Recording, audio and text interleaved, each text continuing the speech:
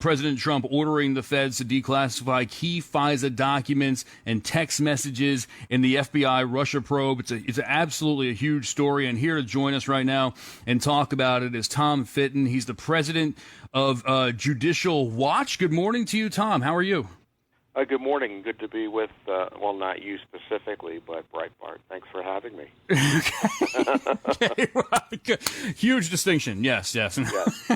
No, it's great to have you on to talk about all this. And this is obviously a huge story of President Trump ordering the declassification of these documents and these texts pertaining to this investigation. But as huge as the story is, I mean, what is, a lot of Democrats are running around out there saying this is a compromising national security, that intelligence officials had asked the president not to release these documents, not to declassify these things. Is President Trump taking a national security risk by declassifying these text messages and these communications? Well, I don't know that anyone asked him not to do this. I don't think that's necessarily the case. The deep state doesn't like the idea of a declassification of this material. The material at issue was part of a FISA warrants used to target the Trump team. They don't want the truth about that coming out because what we already know, at least partially, is that this DNC Clinton-funded dossier was misleadingly used to gain spy warrants on the Trump team. Now, folks in the know, like Devin Nunes and Bob Goodlatte, have reviewed other additional pages of the FISA warrant that they say document more government corruption, just as bad as the misuse of the dossier, and that's why the president's declassifying that. These are not national security questions. This is a government corruption question, and it looks like classification or classified, the idea that it's classified is being used to cover up corruption, not protecting national security. That's why the president ordered it. I have to tell you, this is a really historic move by the president. I think it's heroic because, as we know, the deep state doesn't really want it done. Mm-hmm. And, of course, the left is attacking him for transparency. He's going to be attacked no matter what he does by the left, especially in efforts to expose what went on in terms of the misuse of these federal agencies of law enforcement and intelligence by the Obama gang and the deep state later during his administration to target him. Well, to the question of government corruption, to your understanding, I mean, what is it that we're really looking at here? I mean, do we know what is it that these documents entail that's got the left so worried and has the deep state panicking so much? What are we likely to find out here? Well, what we kind of already know is that there was a dishonest effort to misuse the awesome intelligence powers of the federal government to try to take out Donald Trump and his people. And that began in the Obama administration.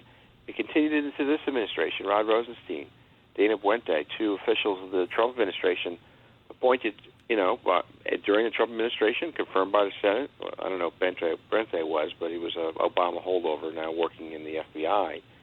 Signed off on this, too. So these are deep state specials used to spy on the Trump team. Now, nominally it was about Carter Page, but when you look at what's in the material, because Judicial Watch sued for these FISA warrant applications and received them partially, we're going to get more information, we believe, as a result of the president's move.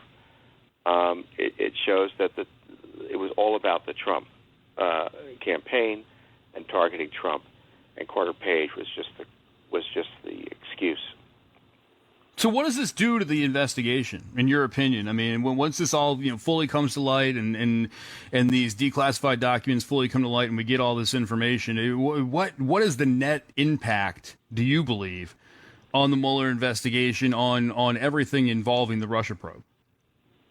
Well, you asked the right question because it is about the Mueller investigation. I'm kind of tired of Congress focusing on Strzok Page dossier and what happened during the Obama administration, and we kind of know generally that it was terribly corrupted, and then of course Comey stole Trump's FBI files to leak them to get Mueller appointed. And this is about the Mueller probe, and it shows you that the whole superstructure of the Mueller probe, and in part the Mueller probe was based on the Clinton DNC dossier. It benefited from at least one of these warrants. It was signed during the Mueller probe's existence.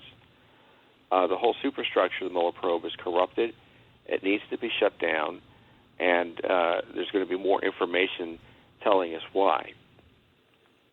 Well, right, because this is only 21 pages out of 412, right? There's like a lot but in more addition, information. there are text messages the president ordered released about Russia and some of the key figures involved in the illicit Trump targeting, such as Strzok and Andrew McCabe, Lisa Page, people like that. Mm-hmm. And then, of course, there's Bruce Orr, who was his wife worked at Fusion GPS. He was a top official of the Justice Department, and he was a vehicle for the dirt from Christopher Steele, who also worked for Fusion GPS, the former, so we're told, UK spy, was interviewed by the FBI repeatedly about what Steele was telling him because they were seeking to use Steele's information through Orr, even though Mr. Orr was conflicted as a result of his wife's working at Fusion GPS. It's just kind of an unbelievable story, and the problem there is that the FBI, according to documents Judicial Watch uncovered, again, not Congress, not the media, deemed Steele to be not worthy as a confidential human source, directed him not to gather intelligence on the FBI's behalf, yet then they continued to launder material from him through Orr. What a dishonest, corrupt shop that leadership operation at the FBI was for a long time, and I'm not convinced it's been cleaned up thoroughly yet.